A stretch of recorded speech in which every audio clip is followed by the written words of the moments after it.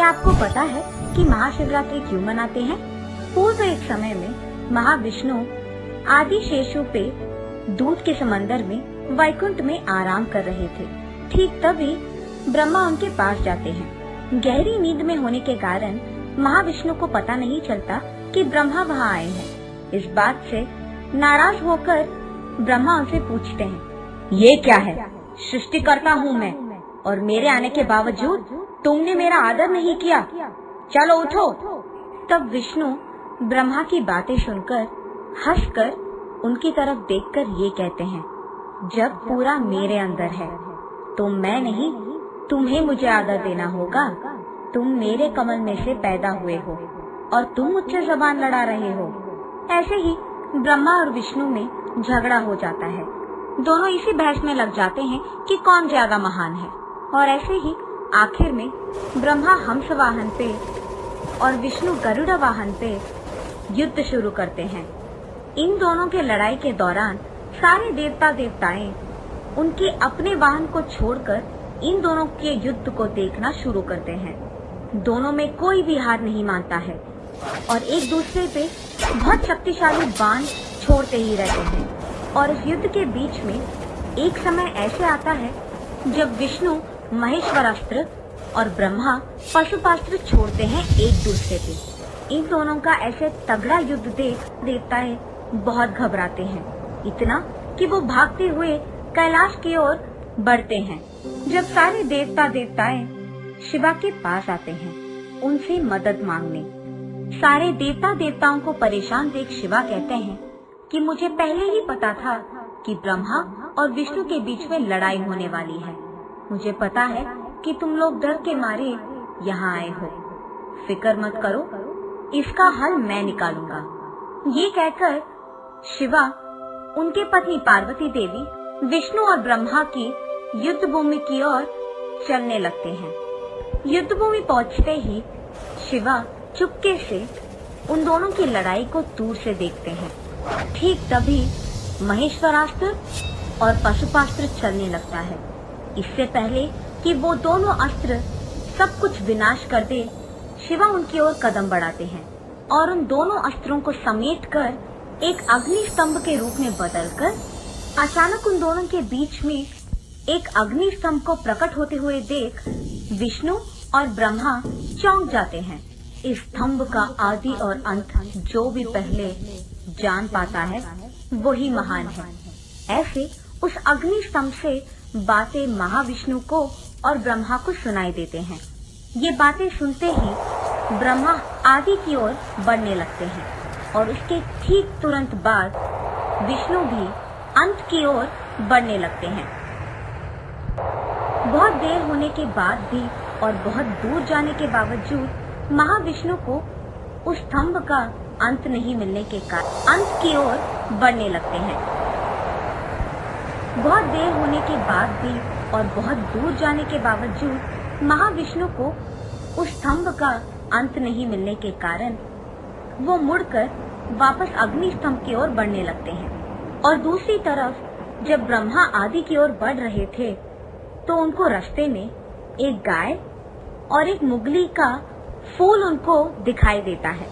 उन दोनों को देख उनसे दोस्ती करके ब्रह्मा उनसे ये बुलवाने की कोशिश करता है कि उन्होंने उस स्तंभ का आदि देखा है और वो दोनों ब्रह्मा के गवाह बनेंगे। और इस बात के लिए गाय और मुगली का फूल दोनों मानते हैं।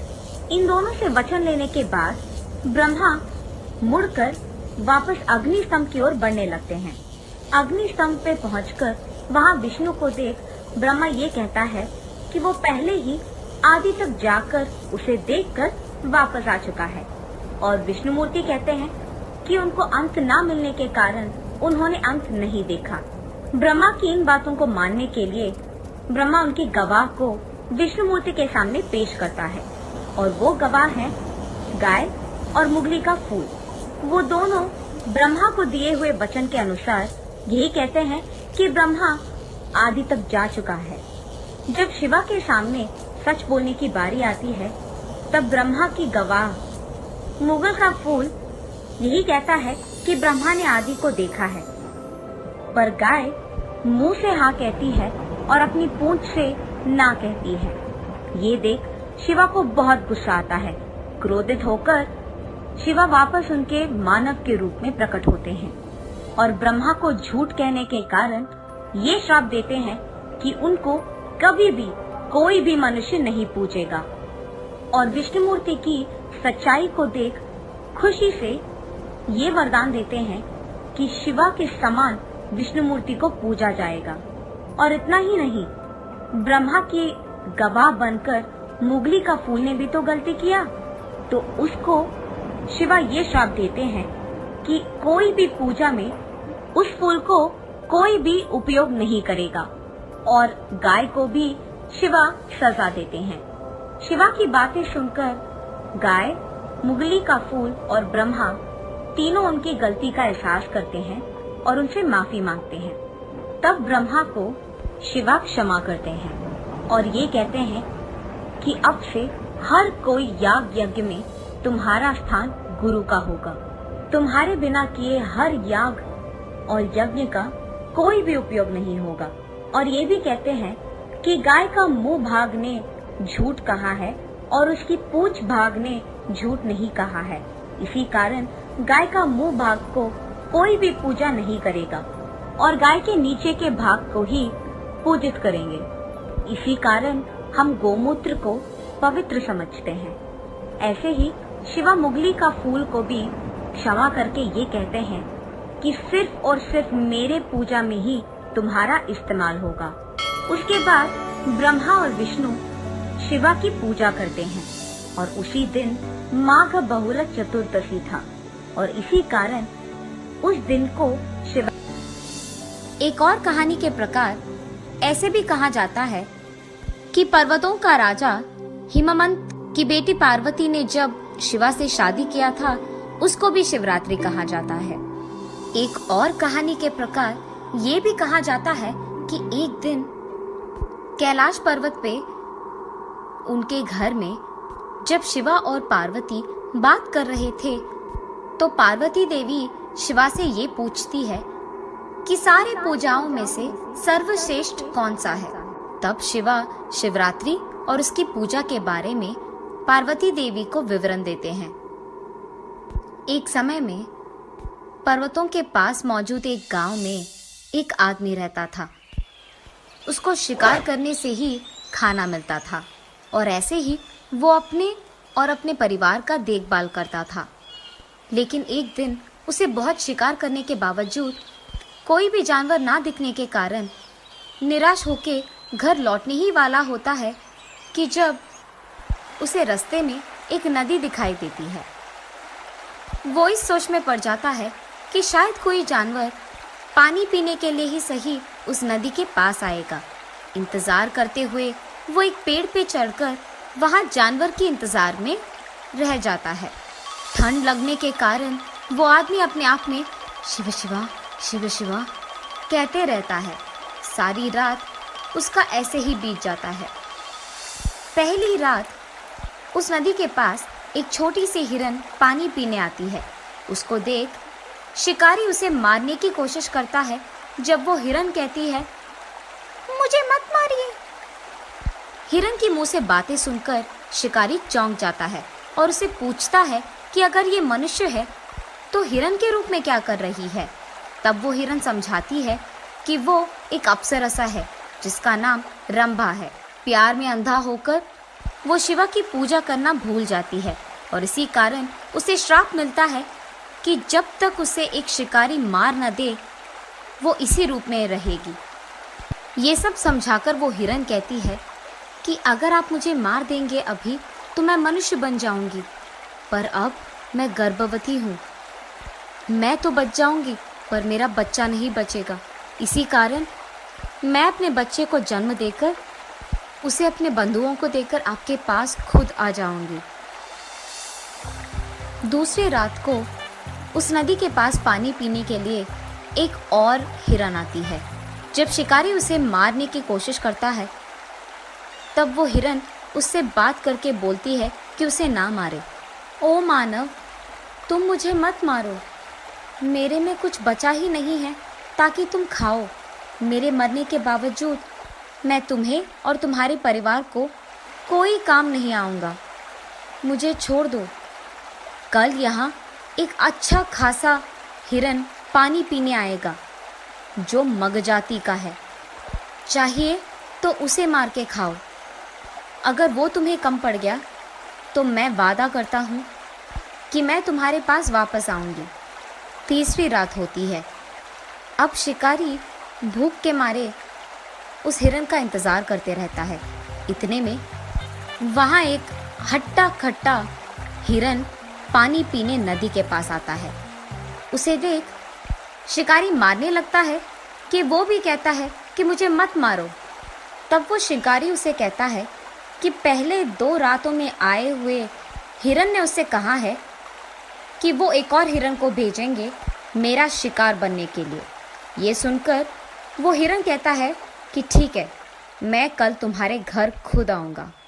उसकी बात मानकर शिकारी वापस उसके घर चले जाता है।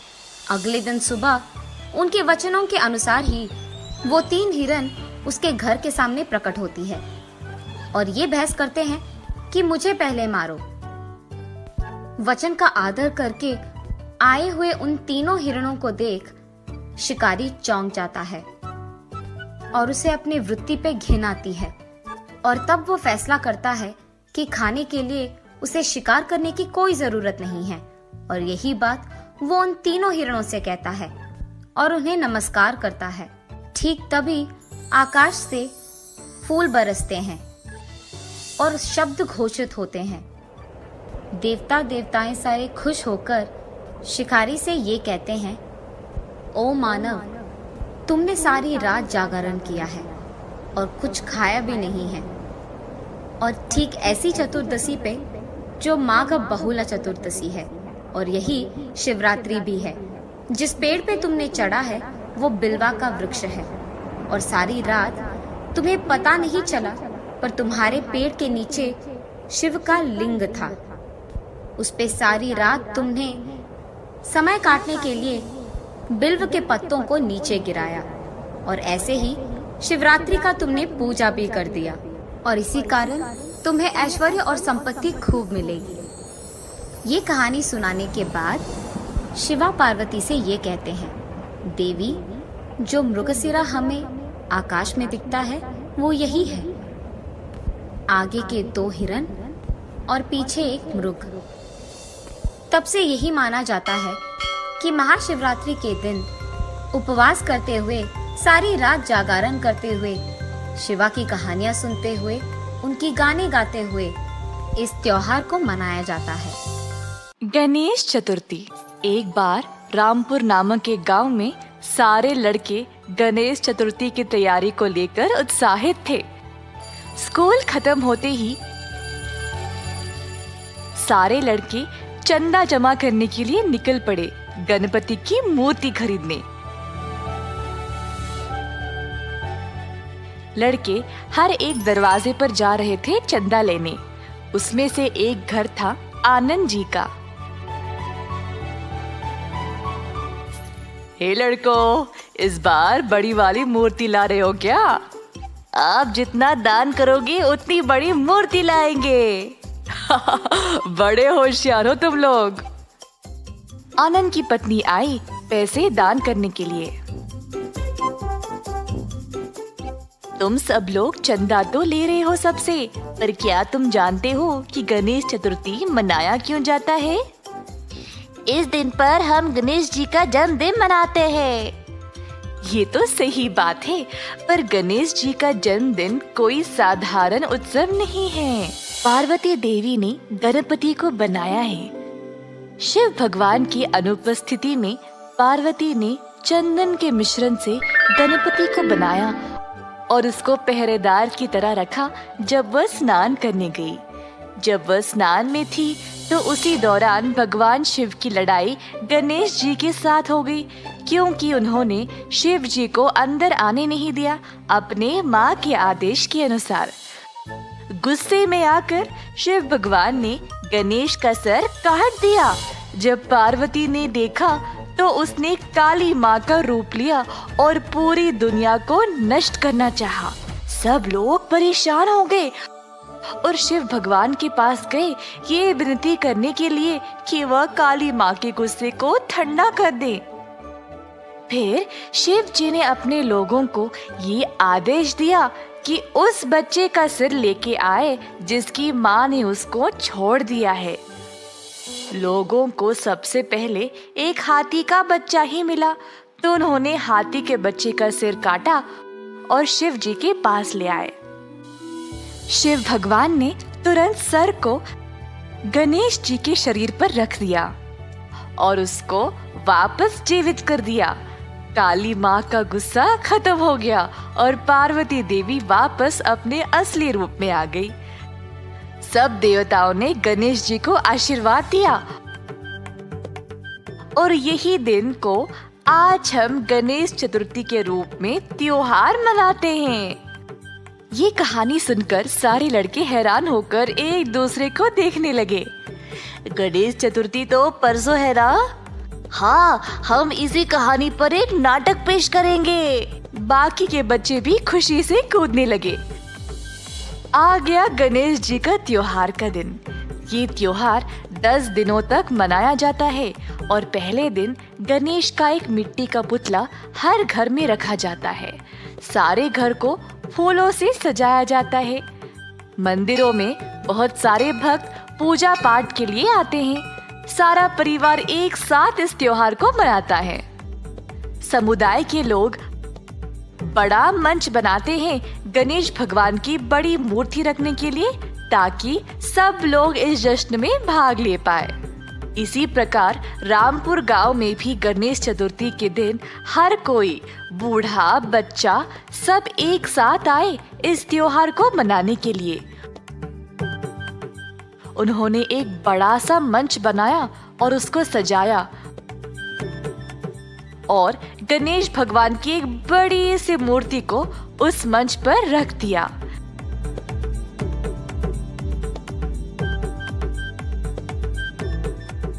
नारियल तोड़कर इस त्योहार की शुरुआत की गई।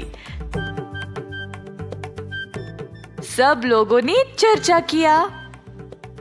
गणपति बप्पा मोरया, गणपति बप्पा मोरया, गणपति बप्पा मोरया। गणेश पूजा की शुरुआत होती है गणेश जी की मिट्टी की मूर्ति घरों में रखकर। फिर कई प्रकार के भोजन पकाए जाते हैं भगवान को भोग चढ़ाने के लिए। पुतले को ताजे पानी से नहलाया जाता है। दिए जलाकर आरती उतारी जाती है। कई भजन गाए जाते हैं और गणेश जी का जाप भी किया जाता है। ये माना जाता है कि इन भजनों से मूर्ति जीवित हो जाती है। लोग ये भी मानते हैं कि इस त्योहार के दिन गणेश भगवान स्वयं हर एक भक्त के घर में जाते हैं और उनके परिवार के लिए खुशियां और तरक्की ले जाते हैं। गणेश चतुर्थी भगवान गणेश का जन्मदिन है। ज्ञान, समृद्धि और सौभाग्य के भगवान, बोलो महाराजा की जय। अगले 10 दिन नाच गाने और पूजा पाठ में बीत गए। आखिरी दिन पर भगवान गणेश को बाहर लिया गया।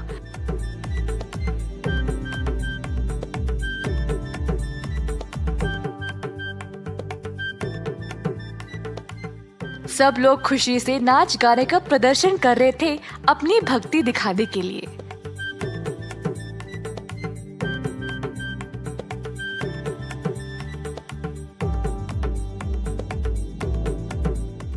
अंत में गणेश जी की मूर्ति को पानी में विसर्जन किया गया और सब लोग प्रार्थना करने लगे।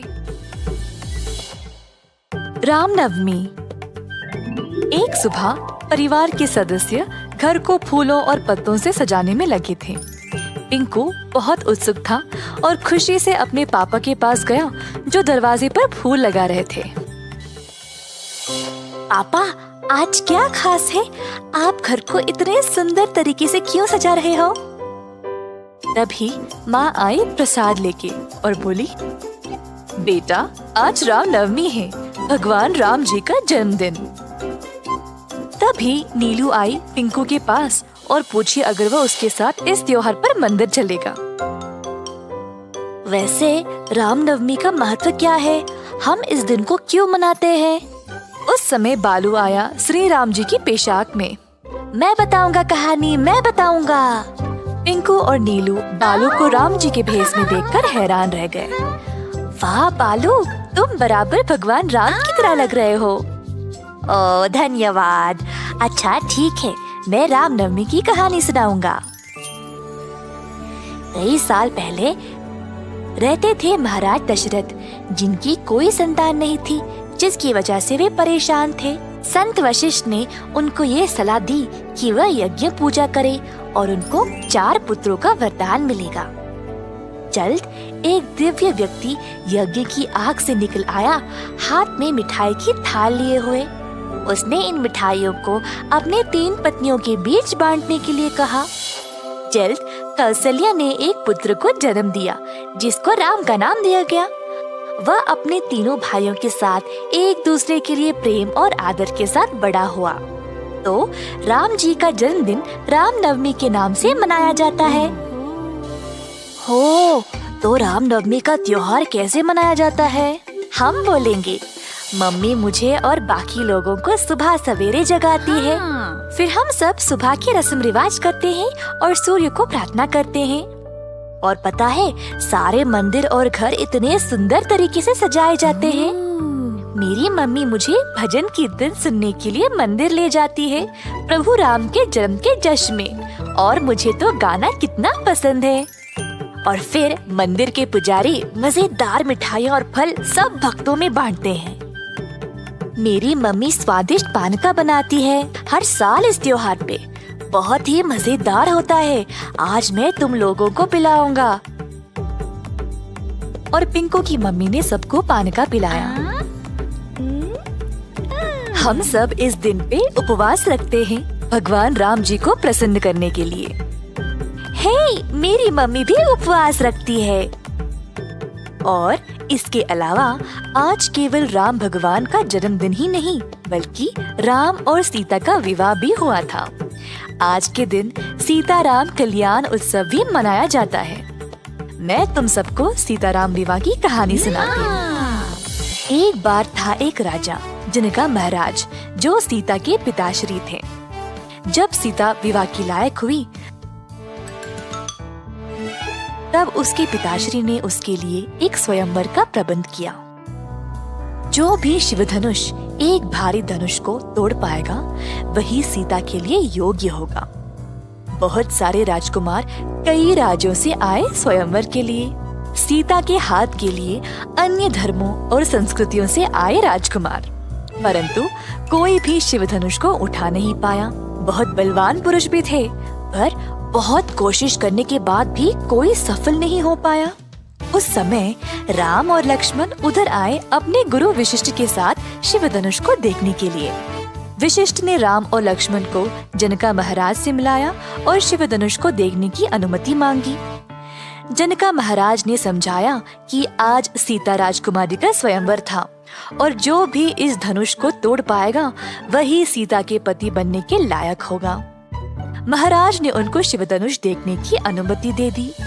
राम ने शिवधनुष को देखा और देखते ही उससे जुड़ा हुआ महसूस करने लगा। बस राम नीचे झुका और आराम से शिवधनुष को उठा लिया। सब लोग ये नजारा देखकर आश्चर्यचकित रह गए। राम ने तब शिवधनुष को तोड़ दिया और सब लोग जयकार करने लगे। इसके बाद राम का विवाह सीता के साथ हो गया, राम जी के जन्मदिन पर ही। और बहुत सारे लोग जमा हुए इस अनोखे अवसर को देखने के लिए। राम और सीता का विवाह एक त्योहार की तरह मनाया गया। वाह, हमें राम और सीता की पूरी कहानी सुनने का कभी मौका ही नहीं मिला। इस कहानी को सुनने में बड़ा मजा आया। मैं मंदिर में जश्न मनाने के लिए अब और इंतजार नहीं कर सकता। तो चलो और सजावट करने में मदद करें, बहुत मजा आएगा। फिर हम स्वादिष्ट मिठाइयाँ भी खा सकते हैं। मुझे सब में हिस्सा लेना है। एक मिनट दोस्तों, मैं अभी आया। टिंकू भी राम जी के रूप में तैयार हुआ और फिर तीनों दोस्त साथ गए मंदिर रामनवमी मनाने के लिए। एक दूसरे के साथ सबने बहुत मजे किए और मंदिर में अपने परिवार के साथ अच्छा समय बिताया। सबको रामनवमी की शुभकामनाएं।